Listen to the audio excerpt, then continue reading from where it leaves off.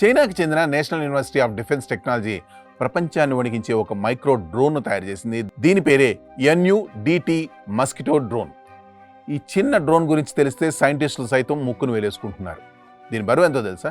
కేవలం 0.3 గ్రాముల కంటే తక్కువ. అంటే ఓ చిన్న కాగితం ముక్క కంటే కూడా ఇది చాలా తేలికైంది.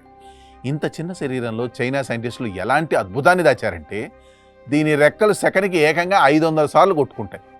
ఒక సాధారణ దోమ కంటే వేగంగా, అంతే సహజంగా ఇది గాల్లో ఎగరగలదు.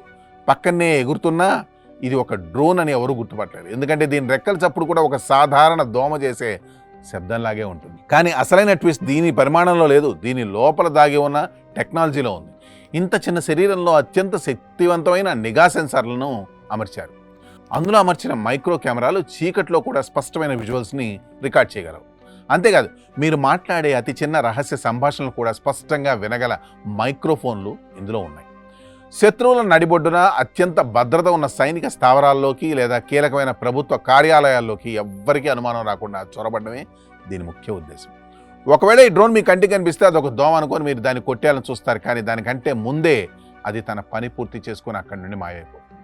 ఈ చిన్న నిఘా పరికరం భవిష్యత్తు యుద్ధ తంత్రాన్ని, గూఢాచర్యాన్ని పూర్తిగా మార్చేయబోతుంది. శత్రు దేశాల రహస్యాలను దొంగిలించడానికి ఇప్పుడు పెద్ద పెద్ద విమానాలు, భారీ డ్రోన్లు అవసరం లేదు. కేవలం కొన్ని దోమల గుంపును వదిలితే చాలు, మొత్తం దేశం తాలూకు రహస్య సమాచారం శత్రువుల చేతుల్లోకి ఈజీగా వెళ్ళిపోతుంది.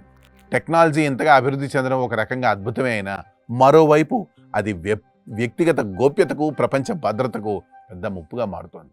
రేపటి రోజున మీ ఇంట్లోకి వచ్చే ప్రతి చిన్న కీటకాన్ని అనుమానించాల్సిన పరిస్థితి వస్తోంది.